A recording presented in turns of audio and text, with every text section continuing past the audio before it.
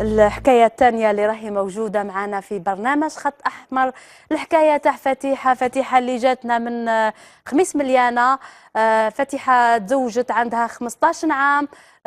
قبل أيضا ما توصل إلى سن 16 عام لقات روحها أم لطفلة، أو باختصار طفلة تلد طفلة، أو طفلة تحمل طفلة، أو مراهقة تحمل طفلة. فتيحة موجودة معنا في البلاطو. مرحبا بك فتيحة. الله يسلمك اختي فضيلة، الله يعزك. كما كنت قلت لكم لحساسية هذا الموضوع، حتى هاد الناس لو كان هما قبلوا بانوا في برنامج خط أحمر، حنا أكيد جدا لحساسية الموضوع هادو الناس ما همش رايحين يبانوا معنا اليوم في البرنامج. واش تقدري تحكي لنا حياتك فتيحة؟ انا كما قلت لك اختي فضيلة، كنت نعرف هذا اون توكا لا فامي تاعي، وكان في عمري 15 سنة. هو شحال كان في عمره؟ كان في عمره 57 سنة. 57. أنا نقصت له قبيل 4 سنين، قلت لكم 52.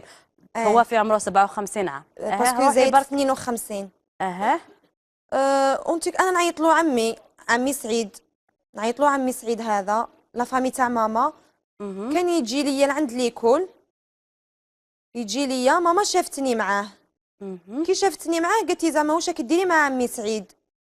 قلت لها ماما ما كان والو، يجي يسقسي يشوف اسكو زعما راني نقرا، اسكو زعما فهمتي كيف. انت طول هذه المده كنت تشوفي فيه عمك سعيد؟ عمي سعيد اي، ما كنتش نشوف فيه حاجه واحده اخرى. كنت تقراي في السيام ياك؟ لا في الابتدائي. في الابتدائي هذا الشيء. كنت نقرا في الابتدائي.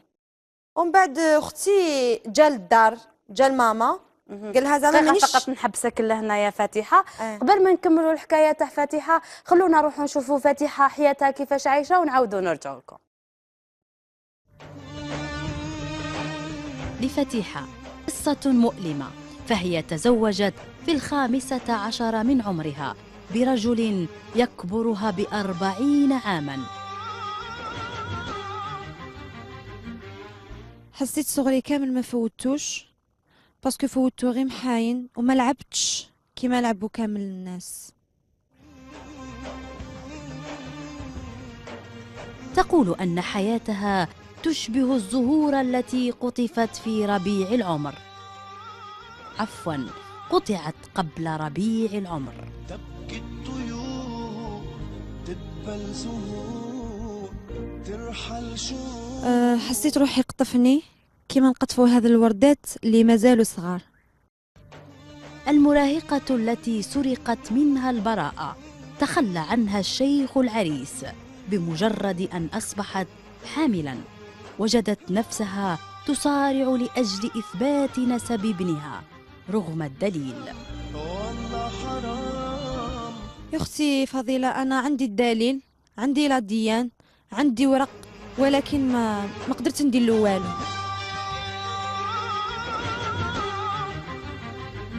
المراهقة انتهت حياتها بعد زواجها المبكر لتجد نفسها تحمل هموما أكبر بكثير من عمرها. ضاع الكلام والله حرام. تبكي الطيور. نكملوا الحكايه فاتحه. قلتي لي هذا عمك سعيد كان يجيك حتى المسيد ياك؟ نعم. قلت قلت لك كي شافتني ماما معاه قالت لي تسمى علاش راهو يجي لك. ومن بعد موراها ايامات جا لماما قال لها اني ناوي الحلال، مانيش ناوي حاجه ماشي مليحه وحاجه تاع حرام. قال لها راني حاب نستبيت بفاتحه بنتك. قلت له بصح زعما عمي سعيد انت كيفاش زعماك متزوج عندك ولادك، بنتي زعما ماهيش قدك، بنتينا مازالها صغيره. قالها بصح زعما قال لها نقطع الشرط ونفتح عليها، كي تلحق اللاج تاعها نتزوج بها، نديها نعقد عليها ونديها لداري. كيما كان الحال اختي فضيله. كي كان يجيك شحال كان في عمرك انتيا؟ 15 15 كان في عمري. ومن بعد كي فتحتو كان عندك 15 ونص هكاك. 15 ونص. وكيفاش قبلتي انت؟ واش كنتي تعرفي على الزواج حتى قبلتي؟ قبلتي بواحد، اسمح لي، قبلتي بواحد قد باباك؟ فضيله اختي دوكا حنا شغل كنا في لا سيتياسيون تاعنا ما كانتش مليحه في دارنا. شغل كان مانيش عارفه كيفاش كان ما كانش يقول لي زعما كنتزوج بيك ولا فهمتي. شغل كان جابدني يقول لي زعما هكا اللي تخصيها، كان يجيب لي يعطيني. قلت لك واش كنتي تعرفي على الزواج؟ شغل جاتك راح تلعبي لعبه ولا جاتك؟ ما جاتنيش هكا زواج، باسكو ما نعرفش الزواج ما نعرفوش. باسكو انا كنت هكاك ومازالني كنت نخرج نلعب هكا في الزنقه، ماغري ونفتح عليا ونخرج نلعب في الزنقه برا. مهم. قلت لكم بعد جاب الناس هكا فتح عليا وقطع الشرط. ويما قبلت نورمال؟ قبلت كان هذا عنده دراهم هذا السيد؟ عنده دراهم مهم. عنده دراهم، شغل معروف، حنا عندنا في الخميس معروف. قلتي لي كنتي تعيطي له عمي نعيط له سعيد. عمي سعيد، انا كنت والده ونقول له عمي سعيد. قلت لك فضيله اختي كي قطع الشرط وجاب رجالو فتحوا كامل، ومن بعد تيك ولا يجي ليا اللي يكول. انا بقيت نقرا، ما حبستش قرايتي انايا. كي تزوجتي به بقيتي تقراي؟ كي دار ليا فتحه بقيت نقرا انايا. يجي ليا اللي يكول يقول لي زعما انت يا مرتي وراكي في الحلال ويا نروحوا نديك ما تشري ومنا هذا جاب لي ربي كان عايش مراهقه ولا ما على باليش؟ كملي برك فاتحه. ومن بعد اختي صدرت بالحمل، انا ما كانش على بالي، انا اونسنت 4 شهور معاه وانا ما على باليش، ما نعرفش باللي اني حامل ولا ما نعرفش. شغل كان يديني من ليكول يتنزه ويعاود يرجعني، انا كنت ما نعرفش. ومن بعد تيك فضيله اختي كي قلتوني اونسنت قال لي ماشي انا، قال لي انا خاطيني هذا الطفل ولا الطفله، ماشي بنتي ولا ماشي وليدي. عيطت له ماما، قالت له عمي سعيد شوف قالت له الطفله راهي اونسنت، قالت له هذا ماهوش وليد حرام وليد حلال. قالها اسمعي، قالها انا عندي مرتي وعندي ولادي، انا ذا اللي في كرشها مخاطيني وخاطيه. كي فتحتو كان كاين امام؟ كان كاين امام. شكون الولي تاعك؟ هو جابو الولي تاعك شكون؟ بابا، باباك. الاب تاعي هو الوالد تاعي، بصح زعما الامام ورجال هما جابهم. اختي فضيله قلت لكم بعد جاب دراهم من ماما، جاب لها 10 ملايين، قال لها يتسمى هذا الطفل ولا الطفله يطيح ما يبقاش. فهمتي كيف؟ قالها ما يبقاش الليسونسيال ما يبقاش في كرشها. ماما قالت له انا ما نقدرش ندير حاجه تاع حرام كيما هذه، اسمح لي غير هذه اللي ما نقدرش نديرها. رفدني داني طبيبه جابني هنا في الجزائر، الطبيبه هذيك كي شافتني ديجا هكاك قاصره وصغيره كامل، قالت له ما نقدرش نتوشيها انايا، غير هذه اللي ما نتوشيهاش. ومن بعد تيك رفدني فضيله اختي داني عند وحده في الجي هنا في الجزائر، كي شافتني قلت لك ما حبتش ما قبلتلوش، قالت له لاج دو 15 اي دمي، قالت له انا ما نريسكيش، قالت له الطفله كتموا عندها 4 شهور و10 ايام ما نقدرش نتوشيها. ومن بعد عاود رفدني جابني هنا الخميس لدارنا، قال لي نديك لتونس. ولا قال لي نديك لتونس، ما تقال لي سيبو ما يطيحش على بالي نديك لتونس وما يطيحش، قال لي مالا كي تولدي نديك تولدي في الصحراء. فاذا اختي كان يجي نورمال يسقسي عليا، كان يقول لي مرتي. وكنتي قلتي لي انت مازال كي تعيطوا له عمي سعيد؟ نعيط له عمي سعيد انا كان كاش حاجه يقول لك شطره كاش ما تخصك، ولا كان عارف بلي اني اونسيت معاه، يقول لي عيطيني كي كاش حاجه نخصها ولا نقول له عمي سعيد خصتني هذيك، عمي سعيد خصتني هذيك، شغل غير عمي سعيد ما نحيتش عمي سعيد من فمي. انا راح نولد وانا نقول عمي سعيد. هيا لحقت وقت لاكوشمون تاعي، داني ولدت عند في البخيفي عند واحد صاحبه كلينيك بخيفي، عياده خاصه. عياده خاصه. هيا داني ولدت فما في لاكلينيك هذيك اختي فضيله. ومن بعد جات لي طبيبه قالت لي زعما عطيني ليفغي فامي، عطيني كواغط باش نحط له طفل. قلت لها انا ما عنديش، عيطت له قال لي في الجزائر رحت نجيب طوموبيل ما كاش كيفاش نجي، قال لي معليش عطينهم لاكارت تاعك كي نجي نعاود نرجعها عليا انا ما نعرفش انا. مديت لها لاكارت تاعي، ايا ماركات طفل وليدي ماركاتو. ومن بعد ولا يقول لي اليوم نماركي غدوه نماركي، اليوم نماركي غدوه نماركي، ولا يتهرب لي كي نقول له الطفل كيفاش يقول لي خلاص كي تقف لي لاج نعقد عليك. من بعد فضيله اختي وليدي ولا 4 موا 4 شهور في عمره، ولا يتهرب، شفتو باللي ماهوش تاع المسؤوليه وقاس المسؤوليه خلاص. رحت للسلطات ورحت قبل من احكي لي فاتحه كيفاش لقيتي روحك انت مراهقه تلد طفلا، او باختصار يعني طفله تربي في طفله تربي في ولد، واش تعرفي انت باش تربي ولد؟ ولا على بالي بلي صعيب عليك تحكي، على بالي بلي ميزيريه ان في 15 عام تلقى روحها تربي في بيبي. ما قدرتش، ما حملتهاش، ما كنت نتصور فيها حتى من حياتي، ما كنت نتصور فيها باسكو انا مور الزياده تاعي كنت نخرج، كنت مازالني نلعب برا، شغل ما خلانيش نعيش الطفوله تاعي كيما اي طفل يعيشها، حرمني من الطفوله تاعي. قلت لي صحباتك كانوا يلعبون انت لقيتي روحك تربي؟ صحاباتي يلعبوا كي نجي حنخرج تقولي ماما كيفاش انت راكي بوليدك كيفاش تخرجي تلعبي، خرجت من ليكول وانا صغيره، تمنيت نكمل قرايتي، شغل حرمني من قرايتي، حرمني من صغري، حرمني من كلش.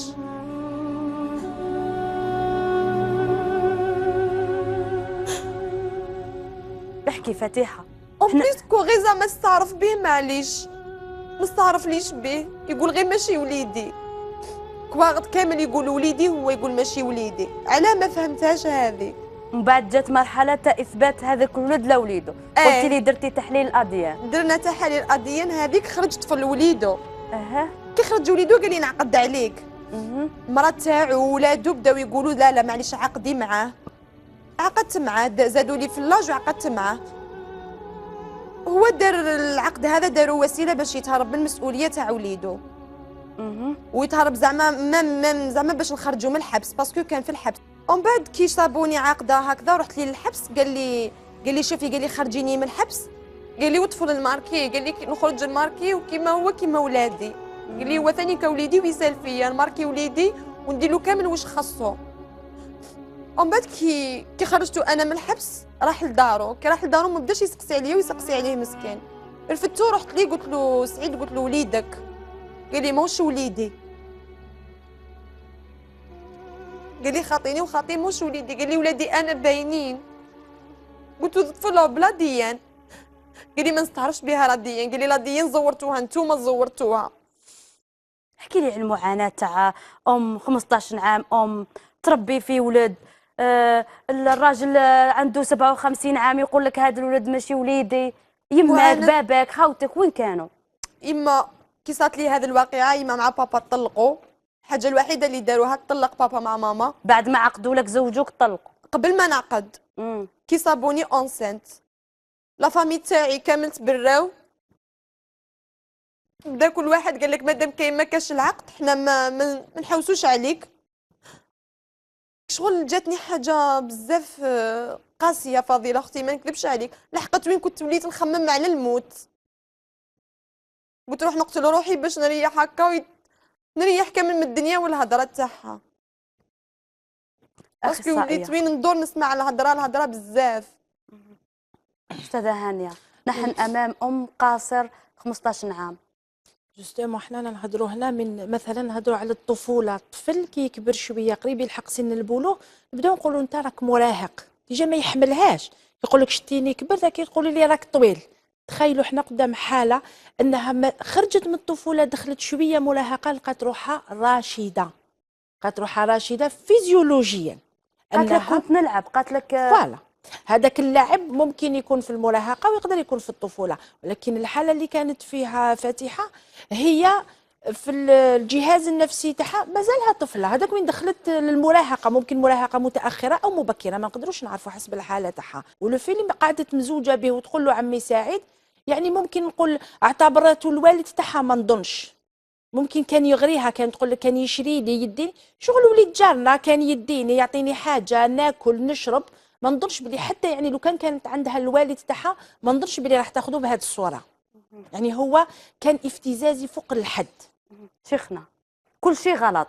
27 عام 57 عام يدي في وحده عمرها 15 سنه. اذا كانت البدايه غلط، البدايه خطا، تكون نتيجه خطا حتميه.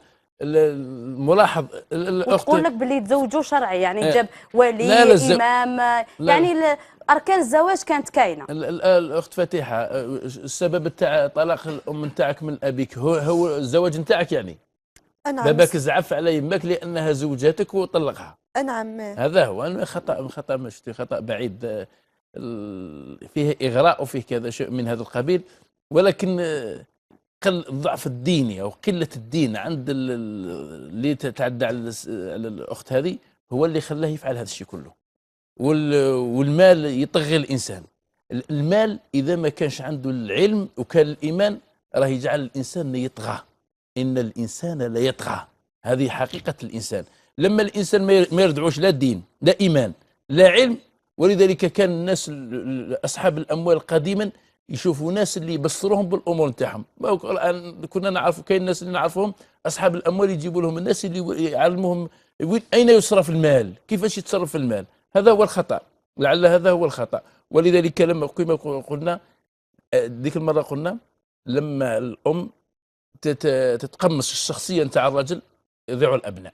لما الام بادرت والزوجه تكلمت غير على يمها، لما الام زوجت الطفله ضاعوا الابناء، وهذا هو النتيجة. المحامي المشكل اللي راهي تعاني منه الان فاتحه انه ما حبش يعترف بوليدهم رغم ان تحاليل الاديان تثبت باللي وليده. اسمحي لي نعطيها سؤال.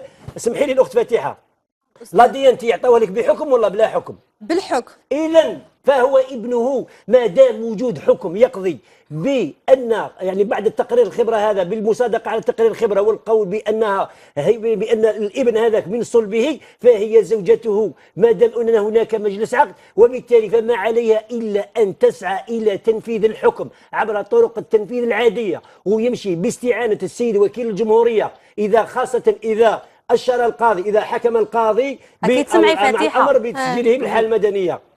وش حرا في عمرك الآن؟ 22 سنة. 22 عام.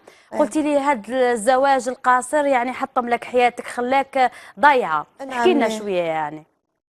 احكي لنا باش العائلات ما يجيهمش أي واحد كما احنا نقولوا بالعامية مرفه ولا عنده دراهم يمدوا بنتهم وكأنهم يبيعوا فيها، وما على بالهمش هذيك الطفلة وش راح تعاني فيما بعد. من موراها صح تعاني أخت فضيلة، تعاني معاناة ما كاش كامل منها، باسكو الدراهم ماشي الدراهم هما كلش. أنا لو كان بالدراهم ما نسحقش الدراهم، نعرف كون صغري عاود يرجع نرجعو، صح نرجعو فضيلة، باسكو صح ما عشت حياتي، ما عشت صغري، ما لعبتش كيما أنا كيما البنات، ما كملتش قرايتي، شغل ضحك عليا، شغل حطمني، صح حطمني أخت فضيلة، كون جيت وحدي أنا هكا معليش، حطم حياتي انا وحياة طفل بارئ ما دارلو حتى حاجه لي جوسكا ميتنون مازال ما دخلش ليكول. وش غايظك فاتحه؟ غايظتني الاكثريه اختي فضيله يا وليدي، حياتي انا معليش نورمال، ربي يخلف. وش حرا عنده هاد الولد؟ 6 سنين ما دخلش ليكول، مازال ما دخل التحضيري لا ليكول. على جال انه ماهوش مسجل؟ على جال انه ماهوش مسجل. ينتقل لي يقول لي ماما انا مسجل عليك ولا على بابا، على جدو ولا على بابا هذا اللي متزوجه به. معليش نطرح لها سؤال. او المحامي. اخت فاتحه. نعم استاذ. لا انت عندك حكم، تقولي باللي عندي حكم صادر من شؤون الاسره وقضاء بالاثبات النسب، باثبات عقد الزواج العرفي واثبات النسب. وعلاه ما سعيتيش تنفذي الحكم؟ استاذ رفدت القضيه الاولى ورفضوها لي، داروا لي رفض لعدم التاسيس، زدت القضيه الثانيه زادوا ثاني رفض لعدم التاسيس، والثالثه 3 خطرات وما يرفضوا لي فيها استاذ. في غياب كي تقولي باللي عندي كي تقولي باللي عندي تاع الاديان، تاع الاديان بلا ديان وما استعرفوش بيا استاذ، باسكو هذا عنده نفوذ تاعو، عنده دراهم استاذ. اذا ما عندكيش حكم. عندي الحكم، راه عندي انا، بصح راهو يقول لهم ما كنتش مفتح عليها، يتسمى مخلص استاذ. معذره سمحي لي، فهمي السؤال تاعي. الحكم باش قضى لك؟ نقضى بلا ديان. قضى بلا ديان. درتي الرجوع بعد خبره. واش النتيجه؟ رفضوها لي استاذ. رفضوها لك في وجود القضيه محض في تقرير الخبره يقول باللي انه منصلبوا. استأنفتي الحكم ولا ما استأنفتيش؟ استأنفته استاذ. شو صرا؟ عاودوا ثار رفضوه لي. ومن بعد 3 خطرات قلت لك وانا نستأنف. مشيتي للمحكمه العليا ولا ما مشيتيش؟ مازال استاذ، وكان في المحكمه تاعي ندفله. مازالك على مستوى المحكمة. هذا المرة درت استئناف العين دفلة. إذا هذا وين استأنفتي؟ زدت استأنفت نعم، خرج الحكم تاع القرار تاع الاستئناف ولا مازال؟ مازال أستاذ، جلسة مازال ما حدوهالناش. كيف ما حدوكمش الجلسة؟ المفروض أنه كي تسجلوا الاستئناف يعطيوك الجلسة. مازال ما حدوناش الجلسة، المحامي مازال ما جابش الجلسة في وقتاش. إذا شوفي بالنسبة لهذه النقطة هي قضيتها ربما إذا رفضت على مستوى المحكمة هي تقول باللي عندي رفض، عندي منطوق وحكم يقضي برفض الدعوة لعدم التأسيس. في هذه الحالة عندها دفاع، والدفاع أظنه لم يقصر، راه سجل استئناف، والاستئناف يعني مازال لم يوصل فيه، وعندها طرق يعني ربما القضية نتاعها تحل على مستوى الاستئناف بإلغاء الحكم المستأنف، وربما إذا أن نقول في حالة ما إذا تم تأييد الحكم، احنا ما على بالناش الأساس القانوني الذي اعتمد عليه الحكم، في حالة إلغاء من طرف المجلس راح يصبح قرار نهائي. المحكمة العليا تعطي له حقها. لا على مستوى بلا ما نمشيو للمحكمة العليا، إذا عدل المجلس أو غرفة شؤون الأسرة إذا عدلت الحكم الذي قضى به قاضي محكمة الدرجة الأولى، هنا ممكن هنا يعطيها حقها، والقرار يصبح نهائي، يعني يكون له حق الطعن. أما إذا أيد فلها كذلك أن تلجأ إلى المحكمة العليا. أنا فقط نسقسي فاتحة إذا تقبلين نديروا مكالمة مع هذا الزوج. نعم مع عمي سعيد هذا. ايه أنا فقط تسمحي لي أستاذة هانية نقول للناس اللي راهم يشوفوا فينا كاين المئات من الحالات تاع فاتحة. احنا ممكن نديروا زواج القاصرات على مدى حلقتين. بالك اليوم شفنا فاتحة تزوجت في عمرها 15 عام.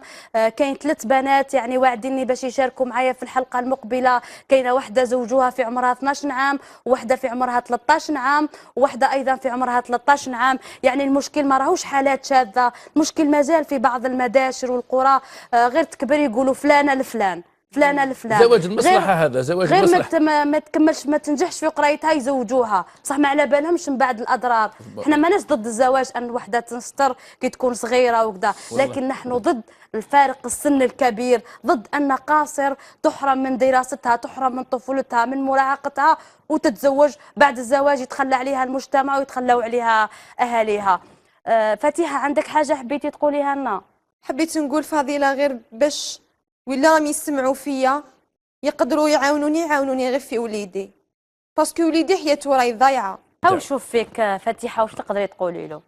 انا نقول له ربي يهديك، ما كاش راح يدخل معك لقبرك، يعني قبرك راح تدخل ليه وحدك اكيد. والحساب بالك استغفر الله يا ربي كاع واش درت لو كان تنسب وليدك ليك وصح تواسي تحضنه لعندك، استغفر الله يا ربي بالك ربي يكون سبتك هذاك طول هو سبتك تاع الجنه تاعك. ان فاتحه صح قالت لي باللي كي تزوجت زواج القاصرات حطم لها حياتها وكذا، لكن فيما بعد شفتي امل جديد، عاودتي بنيتي حياتك فاتحه. الحمد لله اختي فضيله، عاودتي تزوجتي بشاب بنفس عمرك. الحمد لله يا ربي، وراي عندي طفله في عمرها 5 شهور. ربي الحمد يبارك لله. لك. والحمد لله يا ربي، موش مخليني متخصه، موش مخلي طفل وليدي يعيط له بابا.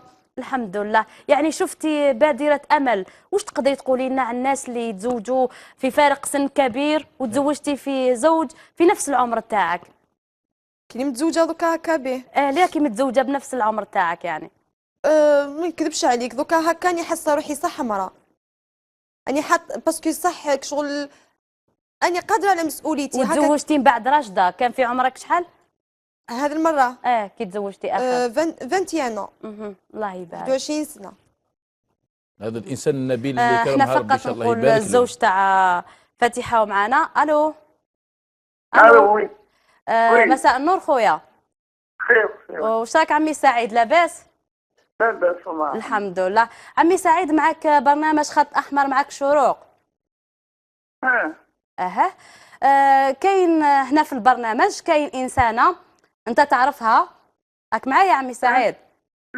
نتمنى فقط ما تقطعش المكالمه. هذه الانسانه راهي تقول عندها معك ولد ابن غير مسجل. وكيفاش يعني انت يا تجيب ولد ما تسجلوش ولا رغم ان تحاليل الاديان شفناها تثبت باللي هذا الولد وليدك؟ راك معايا عمي سعيد؟ أنا نسمع أختي. كيفاش يعني الولد هذا يعني مازال ما دخلش ليكول على جال انه ما راهوش مسجل؟ يعني حقه في الدراسه لازم يكون على الاقل. ايه دوك نفهم اختي، دوك نفهمك انا يعني. هذه كيفاش نفهمك انايا، هذه هي تعدت هذه انايا الو. كيفاش تعدات عليك؟ كيفاش طفله في عمرها 15 عام تتعدى على واحد في عمره 57 عام؟ احكي لنا عمي سعيد. في عمري 63 ماشي 57. الله يبارك. 63 الانسان كي يلحق 63 يعني يكون يوجد اسمح لي عمي سعيد، يكون يوجد ربي سبحانه. اسمح لي، يعني الانسان كي يلحق 63 عام يكون يوجد الاخرته حنا نقولوا ياك. انا نقول لك طوال في العمر ان شاء الله. حتى تقولي لي انت ولا تقولي هي. الله يبارك الله يبارك. هاد السيده اللي راهي معنا في البرنامج سيده فاتحه تقول باللي بيناتكم ولد وكان بيناتكم القضيه في الشرع، وهذا الولد تحاليل الاديان تثبت باللي وليدك. هذا الولد مازال ما تسجلش وما دخلش ليكول. سمحي لي هذا المره شو نحكي لك هذا تعرفي لي انا خاطرني وكاع. شوفي هذه كانت هم تعدوا عليا ودخلوني للحبس، ومن بعد زادت تعدت على واحدين اخرين ودخلتهم وواحدين اخرين ودخلتهم. احنا الاخرين ما يهموناش عمي سعيد، احنا الاخرين ما يهموناش، لكن الشيء اللي شفته انك بينك وبينها عقد زواج، انا شفته مكتوب عن وقت بالسيف اسمحي اختي، عقدوا لي في الحبس، عقدوا لي هما في الحبس. اها. وهذا الولد كيفاه جاك؟ تحليل اسمحي عقدوا لي في الحبس. عمي سعيد انا عيطت لك باش تجاوبنا، اذا كان بيناتكم ولد، معليش عمي سعيد، اذا كان ما عنديش، اسمحي لي ما عندي حتى ولد، انا عندي براءة تامة كاع. وتحاليل الاديان علاش تقول باللي هذا الابن هو ابنك؟ لا انا كنت في الحبس وما مرسلوا لي هذا الكلام، ما على باليش. يعني هما زوروا لك لي بابي وزادوا زوروا ولد ولا كيفاش؟ عارفك سبحان الله، كتقولي لي كيف كتقولي لي انا كتبقى نهضر معاك ولا؟ يعني وهذا الولد المصير تاعو شنو؟ المصير تاعو مو تتوكل امو، هي تاخذ مو هاي معانا، انا نخلي لك الام هذه تحكي معاها. فاتحه احكي معاها. نحكي مع ربنا، ما هدرتش معها انا كاع. انا ما نهضرش معها، ما وليدي. عمي سعيد لو كنت تعرف فيها كذب حياه تماك ماشي. عمي سعيد السلام عليكم. سلام. دوكا راك برا، انا نهضروا معاك، مانيش نهضروا معاك في الحبس، رانا نهضروا معاك وانت برا. علاه ما شكيتش بها؟ راك تقول باللي هذا لا ديال مزور. يعني قلت لها عندي جوج مدري براءة خاطئة هذا. لا هذا ديان بعد البراءة تاعك، بلا ديان تاع المخبر المركزي للشرطة العلمية يقول باللي هذا الولد ابنك، علاه ما طعنتش فيه؟ علاه ما رحتش؟ انا طعن فيه، انا كنت في الحبس على بالي. هذا وليدك؟ ماشي وليدي يا اخويا، صلي على النبي. صلى عليه وسلم. عليه الصلاة والسلام. عمي سعيد معليش احنا ربما نطوي هذا الملف، بقى لي فقط سؤال حبيتك تجاوبني عليه عمي سعيد. ايه والله نجاوب الصراحه والله. هاد الطفله فاتحه حكات حكايتها، قالت باللي لقات روحها زوجه بالعقد. يا هل ترى انت هذاك العقد اللي شفناه تاع ان واحد والد زايد في 1952 يتزوج بواحده زايده في 1992؟ يزوجوني بالسيف يوم انا كنت في الحبس وكان ما عقدتش ما نخرج. لو كان يعني عقدت باش تخرج من الحبس ياك؟ ما نخرج.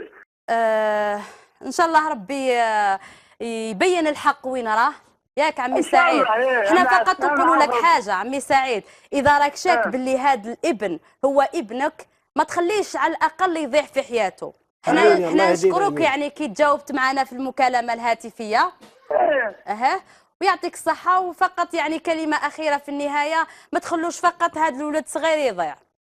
اسيدي نقسم لك بالله ولو كان جا وليدي غننزل فوق راسي. سواء كان وليدك ولا وليد انسان اخر ما تخلوش. انا على ما نسحق واش تعطيه لي نديها انايا معليش. بصح ماشي تديه تربيه، تديه بالكواغط تاعو. اذا تديه تربيه ومن بعد يتميزر كي يكبر، علاش؟ الولد يحتاج اسم يا عمي سعيد، ولد يحتاج اسم. انا نشكرك عمي سعيد، يعطيك الصحه. صح. هو حتى فاتحه واش تعلقي لنا؟ شفنا الانسان ربما عطى حقه. فضيلة دجاجتي بعينك واش كان يقول، والحمد لله يا ربي. اسمحوا لي يعني لازم كلمه لازمني نقولها، كلمه حق يجب ان اقولها. هو حتى يش يقول موش وليدي واذا مستعد انا نربيه. ايش كلام هذا؟ يعني باش تشوف بلي انسان يضع في الحسبان بانه بماله يشتري كل ما هب ودب وكل ما هو يعني قادر باش يشتريه. الابن ما راهوش دراهم. وهذا ينم على ما يعني بالبلا ندخلوا في التفاصيل. علاش ما حبيتيش؟ اسمح لي فقط تفضلي. لا ما حبيتيش تحكي معاه، خوف ولا رهبه ولا؟ ما نحكيش معاه فضيله باسكو راني حرام عليه الاولى، راني مرت راجل ما نقدرش نهضر معاه. يعطيك الصحه. شكرا. هذه بلا ما يكون راجلي حاضر فيها انا ما نقدرش نهضر شو معاه. ثقي بربي سبحانه وتعالى، والله غير سبحان ربي يصلحك، والله غير ربي يصلحك، ولكن ارجعي لربي سبحانه وتعالى. سبحانه شيخنا يزيد يقسم يقول ماشي وليدي، هذه مساله واحده هو من لحمه ودمه وصلبه. لا مادام عندك المسائل العلميه ربي سبحانه وتعالى وزيدي سعي في فاتحه. مادام معك تحليل الاديان احنا شفناه ما عندكش كاعيتك منين تخاف. اختي راه تاكل اختي فضيله سمحي لي، شتي واش قال لك؟ قال لك انا ما على باليش بها، ومن بعد لا ديان او نورمال يتسمى راه تاكل على روحه ويزيد يخلص باش الطفل ما يتماركاش مسكين. يفرج الله سبحانه وتعالى. احنا دائما نقولوا اذا ما كاش عداله فوق الارض كاين رب السماء اللي ما ينساش عباده. ان شاء الله الرحمن الرحيم. سبحانه. يعني عندك كلمه حبيتي تقوليها؟ حبيتي ليش فضيله اختي؟ لا سمح الله غفران، الكلمه الاخيره اللي نقولها ماني سامحت له، لا سمح الدنيا لا سمح الاخره. اللي سمح الدنيا اللي سمح الاخره، اللي سمح الدنيا اللي سمح الاخره. كي جراح يموت الشهاده ان شاء الله نطلب من ربي ما يشهدش كما يشهدوا المؤمنين والامه الاسلاميه، ما يشهدش كما يشهدوا الناس. كيما ضيع طفل ملايكه بريء وضيعني معاه حياتي، لا سمح الدنيا لا سمح الاخره. حسبي الله ونعم الوكيل عليه، حسبي الله ونعم الوكيل عليه. تكفي حسبي الله ونعم الوكيل حسبي الله ان ونعم الانسان يرفع قضيته من الارض لرب السماء اللي ما ينساش عباده. احنا نتمناو لك الخير فاتحه ان شاء الله، نتمناو نستقبلوك في ظروف احسن ان شاء الله. وكما كان قال لك المحامي تاعنا تبعي القضيه تاعك للاستئناف في المحكمه العليا. مازال في امل، في امل ان شاء الله، وفي امل وتجيب حقها. نحاول نقول لك ما في كاينش أمل. بلاد عداله وتجيبها ان شاء الله. بعد الحكايه تاع فاتحه نروحوا نشوفوا ايضا قاصر تزوجت طلقت بعد شهر، هي الان حامل